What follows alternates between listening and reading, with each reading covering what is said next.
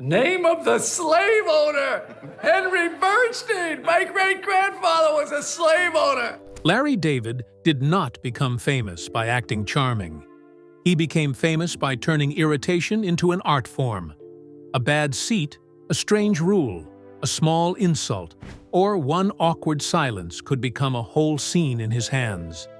Seinfeld made him one of television's sharpest comedy minds, and Curb Your Enthusiasm made fans wonder where the character ended and the real man began. But behind that difficult image was a life shaped by marriage, divorce, fatherhood, strange habits, public fights, and Ashley Underwood, the wife who now knows the real Larry up close. Join us as we trace Larry David's life, from Brooklyn to Seinfeld, Curb, 2 marriages, Ashley Underwood, and the private side fans still question. The Brooklyn kid who noticed everything. Larry David was born Lawrence Gene David on July 2, 1947, in the Sheepshead Bay neighborhood of Brooklyn, New York City. Long before he became the man behind Seinfeld and Curb Your Enthusiasm, he was just a Brooklyn kid from a Jewish family, with deep roots and a very sharp way of looking at the world. His mother was Rose, born Regina Brandes, and his father was Mortimer Julius David, known as Morty, who worked as a men's clothing manufacturer. Larry also had an older brother named Ken. His father's family had moved from Germany to the United States in the 19th century, while his mother came from a Polish-Jewish family in Ternopil, which is now in Ukraine. Nothing about his early life looked like a Hollywood story. There were no red carpets, no big breaks, and no sign that this boy would one day help change television. But there was something else. Larry grew up around ordinary people, ordinary problems, and the kind of small daily annoyances that most people forget. He did not forget them. He stored them. Larry graduated from Sheepshead Bay High School in 1965. The school later became part of the Frank J. Macchiarola Educational Complex, where a sign with his photo is displayed in one of the hallways. After high school, he went to the University of Maryland, College Park, where he joined Tau Epsilon Phi and studied history. He graduated in 1970 with a Bachelor of Arts. But college gave Larry something more useful than a degree. It showed him that people laughed when he was simply being himself. He did not need to act smooth. He did not need to look confident. His strange pauses, blunt reactions, and annoyed way of questioning things were enough. After college, Larry joined the United States Army Reserve and trained as a petroleum storage specialist. But even there, he found a way out that sounded like a scene from his future work. To avoid the final year of his 6-year enlistment, he paid a psychiatrist to write a letter saying he was unfit for duty. Years later, that kind of move would feel exactly like something George Costanza might try. But at this point, Larry was not famous or powerful. He was just difficult, funny, and still years away from finding rooms that knew what to do with him. The odd jobs that shaped a comedy genius. Before Larry David became the man behind 2 of the biggest comedy shows in American television, he lived the kind of life that does not look glamorous from the outside. During his stand-up years, he worked as a store clerk, a limousine driver, and even a historian. He was not walking red carpets. He was trying to survive, trying to get laughs, and trying to find a place where his strange rhythm made sense. He lived in Manhattan Plaza, a federally subsidized housing complex in Hell's Kitchen. Across the hall lived Kenny Kramer, who would later become the inspiration for Cosmo Kramer on Seinfeld. That detail alone feels like television history hiding inside an apartment hallway. From 1980 to 1982, Larry worked as a writer and cast member on ABC's Fridays. There, he worked with Michael Richards, who would later play Kramer. Then came Saturday Night Live. From 1984 to 1985, Larry wrote for SNL and met Julia Louis-Dreyfus, but his time there was not exactly a triumph. Only one of his sketches made it on air, and even that aired at 12:50 a.m., in the final time slot of the night. Larry did not take that well. He quit during his first season, angrily told producer Dick Ebersol what he thought of the show's quality, then returned 2 days later as if nothing had happened. That one insane move later inspired the Seinfeld episode The Revenge. He could be heard heckling Michael McKean when McKean hosted SNL in 1984, and he appeared in a sketch called The Run, Throw, and Catch Like a Girl Olympics when Howard Cosell hosted the 1985 finale. In 1987, he was also a writer and performer on Way Off Broadway, a lifetime variety talk show hosted by Joy Behar. The road was messy, but the mess was becoming material. How one small idea took over TV. In 1989, Larry David teamed up with Jerry Seinfeld to create a pilot for NBC called The Seinfeld Chronicles.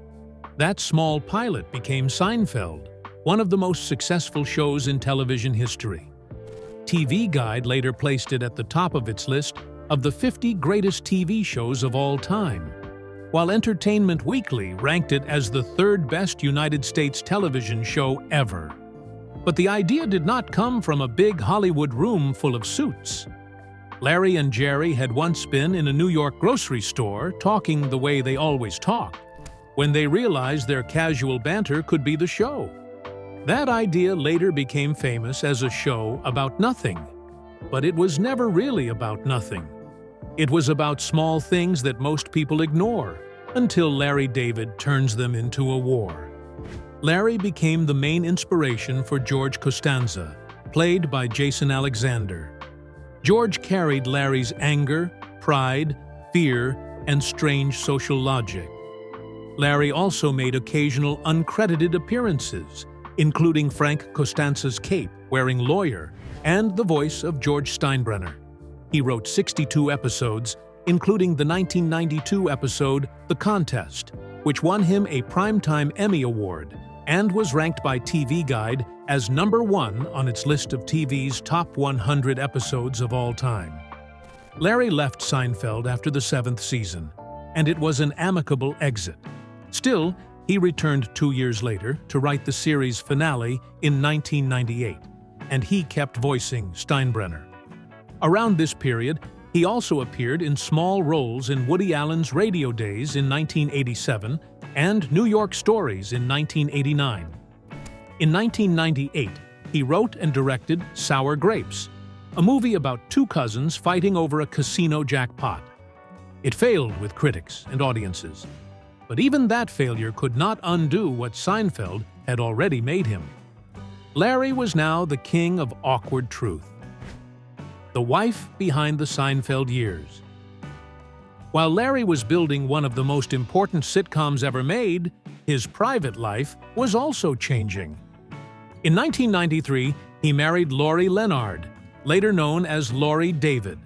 Their life looked very different from the angry, petty world Larry would later play on television. They had 2 daughters, Kazee and Romy, and for years, Lori was part of the life behind the famous name. Larry lived in Pacific Palisades in Los Angeles, far from the Brooklyn streets where he had started. Lori also built her own public life. She became known as an environmental activist and produced An Inconvenient Truth, the global warming documentary that won the Oscar for Best Documentary. In 2005, Larry and Lori also became contributing bloggers at the Huffington Post.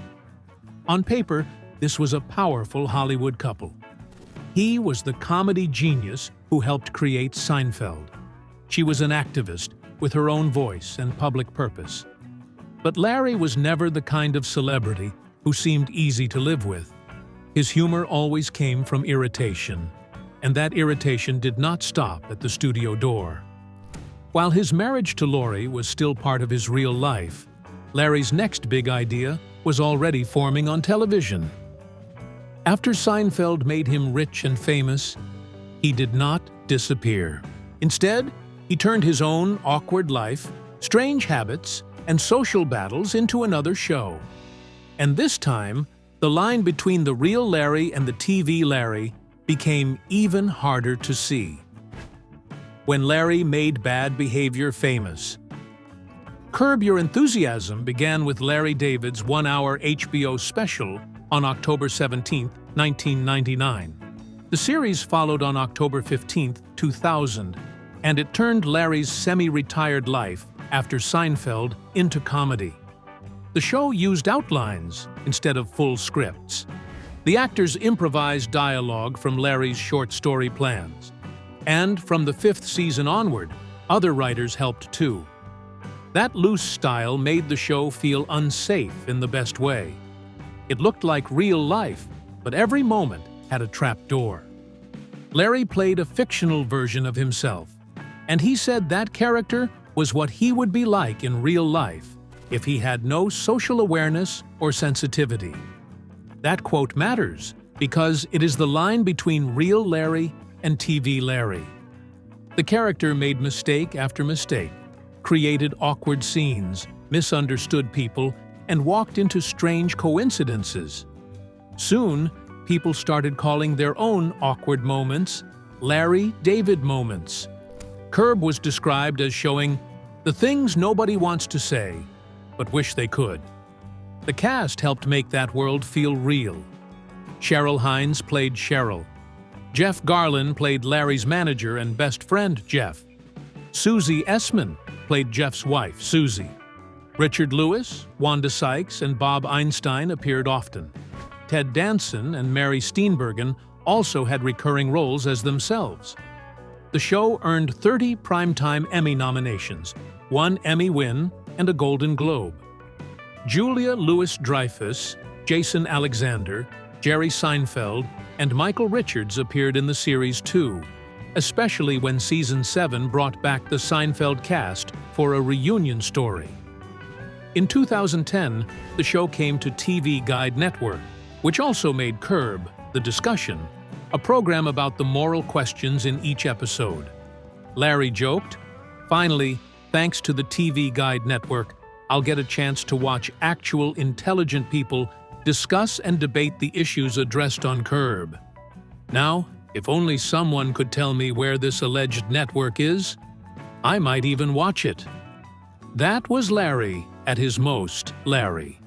Even praise became a complaint. But because Curb was built so close to his real life, fans started watching for more than jokes. They started wondering how much of this difficult man was acting, and how much of him was already living at home. When Larry's marriage fell into the script. By 2007, the question around Larry's real life became even louder. After 14 years of marriage, Lori David filed for divorce in Los Angeles Superior Court on July 13th, citing irreconcilable differences. She sought joint custody of their 2 daughters, who were 13 and 11 at the time. Their spokesman called the split very amicable. Larry and Lori declined to comment in real life, but the fallout did not stay hidden for long. Curb Your Enthusiasm soon mirrored it through Larry's fictional marriage to Cheryl, played by Cheryl Hines.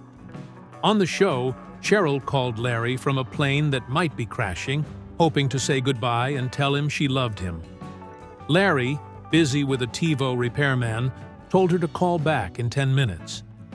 Once Cheryl landed safely, she had reached her limit. She told him, "I'm leaving, Larry. I can't do this anymore." Then came the line that cut straight into the show's whole idea. She said people always asked how she stayed with him, and she would say there was another side to Larry they did not see. But after that phone call, she said, "There's no other side." It was brutal because it sounded like the show's joke, and the fear behind the joke at the same time. Larry argued that the phone reception was bad, and that he had saved her TiVo'd shows like Top Chef and Project Runway. It did not help. The rest of the episode showed friends picking sides, some of them also friends of the real couple. Before the season aired, Larry had been careful when asked if his real divorce would appear on the show. He joked, can't fire Cheryl. He also said, "There's something there, obviously. I wouldn't shy away from dealing with it if I do another year." HBO later said the split would become a full-story arc. Laurie took the portrayal in stride. She told Rolling Stone, "I think he's happy now. For a guy who spends endless hours on a golf course, it's best not to have a wife waiting for you at home." That line landed like a joke, but it also told fans something. Living with Larry may have been its own full-time sport.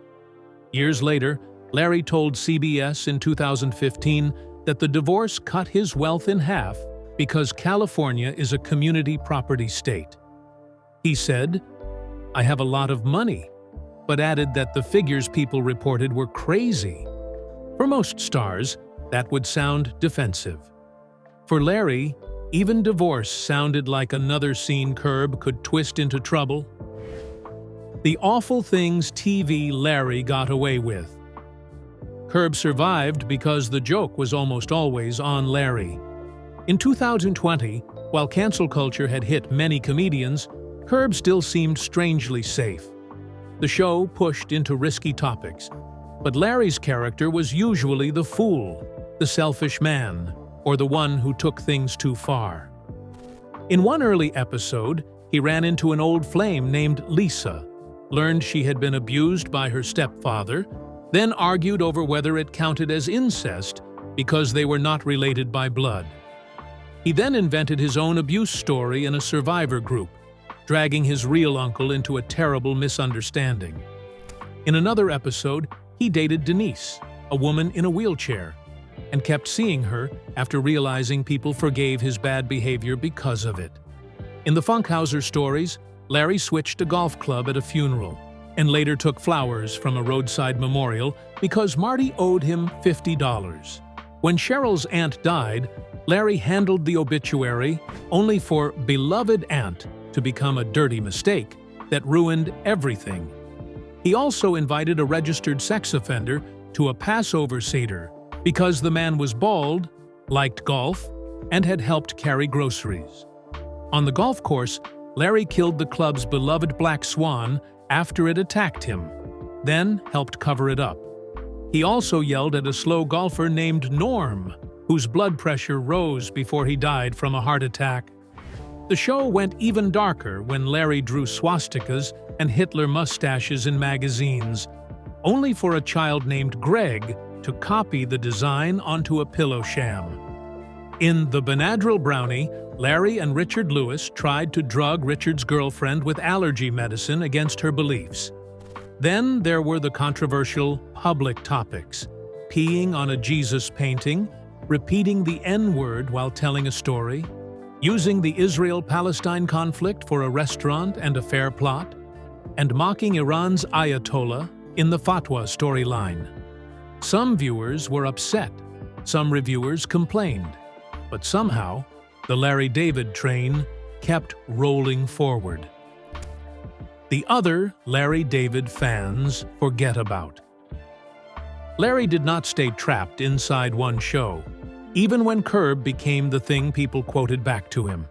He kept moving through film, television, theater, and even small strange appearances that felt very Larry. He played the lead role in Woody Allen's 2009 comedy Whatever Works with Evan Rachel Wood.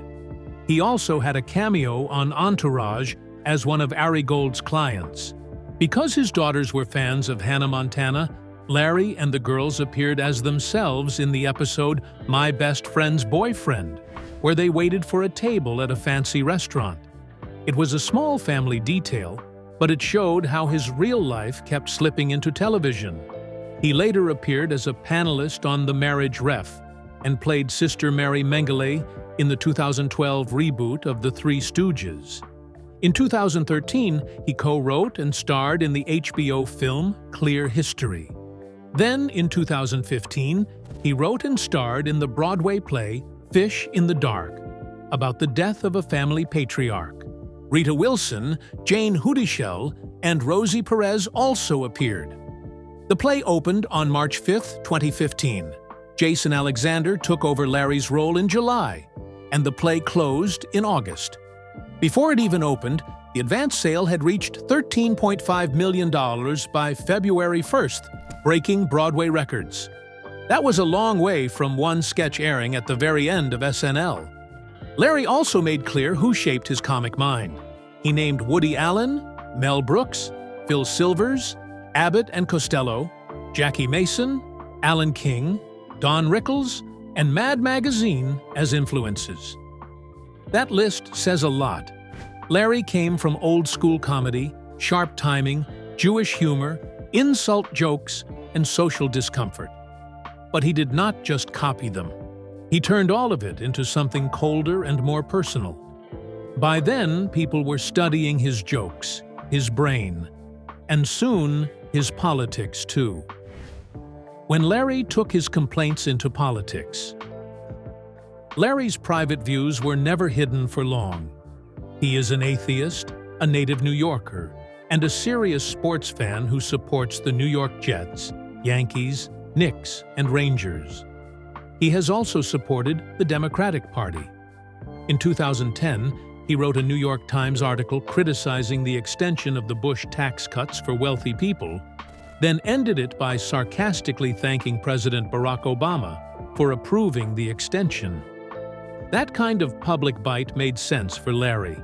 He complained about social rules on Curb, but in real life, he could complain about politics too. In 2015, he found a new role that almost felt too perfect. He began appearing on Saturday Night Live as Bernie Sanders during the 2016 and 2020 presidential election cycles.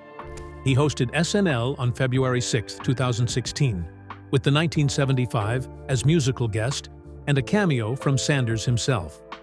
He hosted again on November 4, 2017, with Miley Cyrus as musical guest. Then Finding Your Roots discovered in 2017 that Larry and Sanders were actually related. Sanders told him the news. Larry said, "I was very happy about that. I thought there must have been some connection." He joked Sanders was a third cousin or something, though he was actually Larry's sixth cousin once removed. But playing Bernie also became a burden. On January 8, 2020, Larry joked on The Late Show with Stephen Colbert, "I would say, I would beg him to drop out so I don't have to keep flying in from Los Angeles to do SNL." He joked that when Bernie had a heart attack, he thought that would end the flights. But Bernie was indestructible. Then came the line that sounded selfish and patriotic at once. Larry said if Bernie won, it would be great for the country, but terrible for him.